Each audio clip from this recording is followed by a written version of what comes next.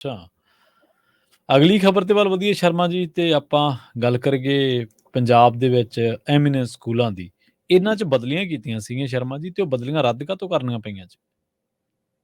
ਪ੍ਰਵੀਨ ਜੀ, ਅਧਿਆਪਕਾਂ ਦਾ ਮਸਲਾ ਪੰਜਾਬ 'ਚ ਖਾਸਾ ਗੰਭੀਰ ਹੁੰਦਾ ਜਾ ਰਿਹਾ ਹੈ, ਚਾਹੇ ਉਹ ਬਲਜਿੰਦਰ ਕੌਰ ਦੇ ਹਵਾਲੇ ਨਾਲ ਹੋਵੇ। ਇਹ ਵੱਖਰੀ ਗੱਲ ਹੈ ਕਿ ਸਾਰੀਆਂ ਉਹ ਪਾਰਟੀਆਂ ਅੱਜ ਧਰਨੇ ਤੇ ਨੇ ਜਿਨ੍ਹਾਂ ਦੇ ਖਿਲਾਫ ਕਦੇ ਆਮ ਆਦਮੀ ਪਾਰਟੀ ਜਿਹੇ ਮੁੱਦਿਆਂ ਤੇ ਧਰਨੇ ਲਾਉਂਦੀ ਸੀ। ਬਿਲਕੁਲ ਸਹੀ ਹੈ। ਹੱਕ ਸੱਚ ਵਾਲੇ ਧਰਨੇ, ਮਤਲਬ ਸਥਿਤੀ ਬਦਲਦੀ ਹੈ, ਤਸਵੀਰਾਂ ਬਦਲਦੀਆਂ, ਲੀਡਰਾਂ ਦੇ ਚਿਹਰੇ ਬਦਲਦੇ ਆ, ਢੰਗ ਤਰੀਕਾ ਨਹੀਂ ਬਦਲਦਾ। ਔਰ ਹਕੀਕਤ ਇਹ ਵੀ ਆ ਕਿ ਚਾਹੇ ਕਾਂਗਰਸ ਆ, ਚਾਹੇ ਭਾਜਪਾ ਤੇ ਚਾਹੇ ਅਕਾਲੀ ਦਲ ਲੜੇ, ਜੀ ਜੀ, ਇਹਨਾਂ ਕੋਲ ਪੰਜਾਬ ਹਿੱਤ ਦੇ ਲਈ ਲੜਨ ਲਈ ਕੋਈ ਮੁੱਦਾ ਨਹੀਂ ਆ। ਇਹ ਆਪ ਮਹਾਰੇ ਖੜਾ ਹੋਇਆ ਜਾਂ ਸੰਘਰਸ਼ੀਲ ਜਥੇਬੰਦੀਆਂ ਵੱਲੋਂ ਖੜੇ ਕੀਤੇ ਮੁੱਦੇ ਨੂੰ ਕੈਸ਼ ਕਰਨ ਲਈ ਪਹੁੰਚ ਗਈਆਂ। ਜੀ ਜੀ ਜੀ। ਔਰ ਅੱਜ ਇਹ ਇੱਥੇ ਨੇ, ਰੋਪੜ ਨੇ, ਕੱਲ ਨੂੰ ਕਿਤੇ ਹੋਰ ਕੁਝ ਹੋ ਗਿਆ ਉੱਥੇ ਨਜ਼ਰ ਆਉਣਗੇ। ਮਤਲਬ ਇਹ ਤਸਵੀਰਾਂ 'ਚ ਰਹਿਣ, ਚਰਚਾ 'ਚ ਰਹਿਣ, ਆਪ ਮਹਾਰੇ ਕੋਈ ਮੁੱਦਾ ਲੜ ਕੇ ਸਿਰੇ ਲਾਉਣ ਦੀ ਸਮਰੱਥਾ ਨਹੀਂ ਹੈ ਇਹਨਾਂ ਦੀ। ਨਹੀਂ ਹੈਗੀ ਜੀ, ਬਿਲਕੁਲ। ਜੇ ਇੰਨੀ ਹੁੰਦੀ ਤਾਂ ਕਟਾਰੂ ਚੱਕ ਹੁਣ ਤੱਕ ਕੈਬਨਿਟ 'ਚ ਨਾ ਹੁੰਦਾ। ਜੇ ਇੰਨਾ ਹੁੰਦਾ ਤਾਂ ਸਰੂਪ ਚੰਦ ਸਿੰਗਲਾ ਮੁੜ ਕੇ, ਉਹ ਕਿਹੜਾ, ਨਹੀਂ ਸਰੂਪ ਚੰਦ ਸਿੰਗਲਾ ਨਹੀਂ, ਕਿਹੜਾ ਇਹਨਾਂ ਦਾ ਐਮਐਲਏ? ਹਾਂਜੀ, ਅਮਾਨਸਾ ਤੋਂ ਵਿਜੇ ਸਿੰਗਲਾ। ਉਹ ਸਿੰਗਲਾ ਹੈ, ਵਿਜੇ ਸਿੰਗਲਾ।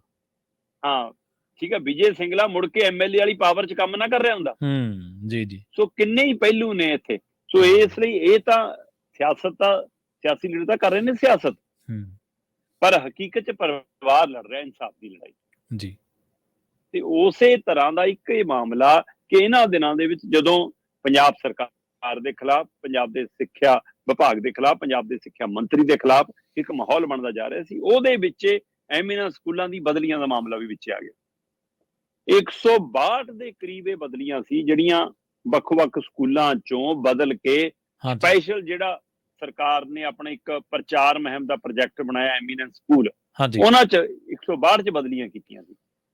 ਸੋ ਇਹ 162 ਬਦਲੀਆਂ ਨੂੰ ਰੱਦ ਕਰਤੀਆਂ। ਕਾਰਨ ਉਹਦੇ ਪਿੱਛੇ ਕੀ ਹੈ ਕਿ ਅਧਿਆਪਕਾਂ 'ਚ ਰੋਸਾ ਸੀ।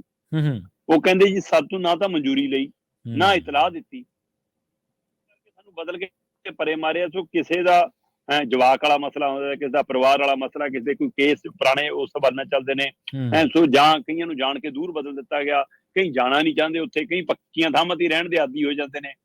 ਸੋ ਇਹ ਸਾਰੇ ਵਰਤਾਰੇ ਦੇ ਵਿੱਚ ਸਰਕਾਰ ਨੂੰ ਇਹ ਲੱਗਿਆ ਕਿ ਇੱਕ ਹੋਰ ਰੋਸ ਮੁਹਿੰਮ ਸਾਡੇ ਖਿਲਾਫ ਖੜੀ ਨਾ ਹੋ ਜਾਵੇ। ਸਰਕਾਰ ਨੇ ਫੈਸਲਾ ਬਦਲ, ਸਰਕਾਰ ਤਾਂ ਇੱਕ ਹੋਰ ਕਦਮ ਚੁੱਕਣ ਜਾ ਰਹੀ ਹੈ ਪਟਵਾਰੀਆਂ ਦੇ ਮਾਮਲੇ 'ਚ ਵੀ। ਠੀਕ ਹੈ ਜੀ। ਪਤਾ ਲੱਗ ਰਿਹਾ ਕਿ ਪਟਵਾਰੀਆਂ ਨੂੰ ਸਟੇਟ ਅਧਿਕਾਰੀ ਦਾ ਦਰਜਾ ਮਿਲਣ ਜਾ ਰਿਹਾ। ਅੱਛਾ। ਸੋ ਇਹਦੇ ਨਾਲ ਤਾਂ ਪਟਵਾਰੀ ਖੁਸ਼ ਹੋ ਜਾਣਗੇ ਸ਼ਾਇਦ, ਪਰ ਪਟਵਾਰੀ ਕਹਿੰਦੇ ਔਖੇ ਬਹੁਤ ਨੇ। ਪਟਵਾਰੀ ਕਹਿੰਦੇ ਸਰਕਾਰ ਸਾਡੇ ਨਾਲ ਬਦਲਾਖੋਰੀ ਲੈ ਰਹੀ ਹੈ। ਅਸਲ 'ਚ ਕੀ ਹੈ ਕਿ ਪ੍ਰਵੀਨ ਜੀ, ਹੁਣ ਪਟਵਾਰੀਆਂ ਨੂੰ ਇਹ ਅਧਿਕਾਰ ਹੈ ਕਿ ਉਹ ਆਪਣੇ ਗ੍ਰਹਿ ਜ਼ਿਲ੍ਹੇ ਦੇ ਵਿੱਚ ਹੀ ਡਿਊਟੀ ਦੇ ਸਕਦੇ ਨੇ ਜੀ। ਸੋ ਹੁਣ ਜੇ ਸਟੇਟ ਅਧਿਕਾਰੀ ਦਾ ਦਰਜਾ ਮਿਲ ਗਿਆ ਤਾਂ ਉਹਨਾਂ ਦੀਆਂ ਬਦਲੀਆਂ ਫਿਰ ਬਾਰਡਰ ਤੇ ਹੋਇਆ ਕਰਨਗੀਆਂ। ਉਹਨਾਂ ਨੂੰ ਖੁੱਡੇ ਲੈਣ ਲਾਉਣ ਲਈ ਕਿਤੇ ਹੀ ਬਦਲਿਆ ਕਰਨਗੇ। ਸੋ ਹੁਣ ਉਸ ਦੇ ਲਈ ਕੀ ਸਰਕਾਰ ਨਾਲ ਉਹਨਾਂ ਦਾ ਆਡਾ ਚੱਲਦਾ, ਧਰਨਾ ਚੱਲਦਾ, ਰੋਸਾ ਚੱਲਦਾ, ਜਾਂ ਵਾਧੂ ਚਾਰਜ ਵਾਲੀਆਂ ਥਾਵਾਂ ਦੇ ਉੱਤੇ ਹੜਤਾਲ ਚੱਲਦੀ, ਇਸ ਨੂੰ ਲੈ ਕੇ ਕੀ ਇਹ ਇੱਕ ਫਾਰਮੂਲਾ ਕੱਢਿਆ ਜਾ ਰਿਹਾ? ਆਉਂਦੇ ਦਿਨਾਂ 'ਚ ਇਹ ਵੀ ਹੋਣ ਵਾਲਾ। ਪਰ ਐਮੀਨੈਂਸ ਸਕੂਲਾਂ ਵਾਲੇ ਮਾਮਲੇ ਵਿੱਚ ਸਰਕਾਰ ਬੈਕਫੁੱਟ ਤੇ ਕਹਿੰਦੀ ਜੀ ਅਸਲ 'ਚ ਕੀ ਹੈ ਕਿ ਸੈਸ਼ਨ ਚੱਲ ਰਿਹਾ ਤੇ ਚੱਲਦੇ ਸੈਸ਼ਨ ਦੇ ਦੌਰਾਨ ਅਧਿਆਪਕਾਂ ਦੀਆਂ ਬਦਲੀਆਂ ਠੀਕ ਨਹੀਂ। ਸਾਨੂੰ ਇਹ ਜਦੋਂ ਸਮਝ ਆਈ ਤਾਂ ਅਸੀਂ ਜਦੇ ਕਹਿੰਦੇ ਜੀ ਫੈਸਲਾ ਵਾਪਸ ਲੈ ਲਿਆ। ਪਰ ਅਸਲ ਕਾਰਨ ਇਹ ਆ ਕਿ ਰੋਸਾ, ਜੇਕਰ ਤੁਸੀਂ ਸਿਰਫ ਇਸ ਲਈ ਵਾਪਸ ਲਿਆ ਹੁੰਦਾ ਤਾਂ ਬਦਲੀ ਕੈਂਸਲ ਕਰਨ ਦੀ ਲੋੜ ਥੋੜਾ ਸੀ, ਸਮਾਂ ਅੱਗੇ ਪਾਉਣ ਦੀ ਲੋੜ ਸੀ। ਇਹ ਕਹਿੰਦੇ ਕਿ ਠੀਕ ਹੈ ਜੀ ਅਸੀਂ 31 ਮਾਰਚ ਤੋਂ ਬਾਅਦ ਇਹਨਾਂ ਨੂੰ ਦੁਬਾਰਾ ਤੈਨਾਤੀ ਉੱਥੇ ਦੇ ਦਾਂਗੇ, 19 ਤਰੀਕ ਤੱਕ ਆਪਣੀ ਪੋਸਟਾਂ ਤੇ ਕੰਮ ਕਰਨ, ਆਪਣੀ ਸੀਟ ਤੇ ਕੰਮ ਕਰਨ, 31 ਮਾਰਚ ਤੋਂ ਬਾਅਦ ਉੱਥੇ ਜਾ ਕੇ ਜੁਆਇਨ ਕਰ ਲੈਣ।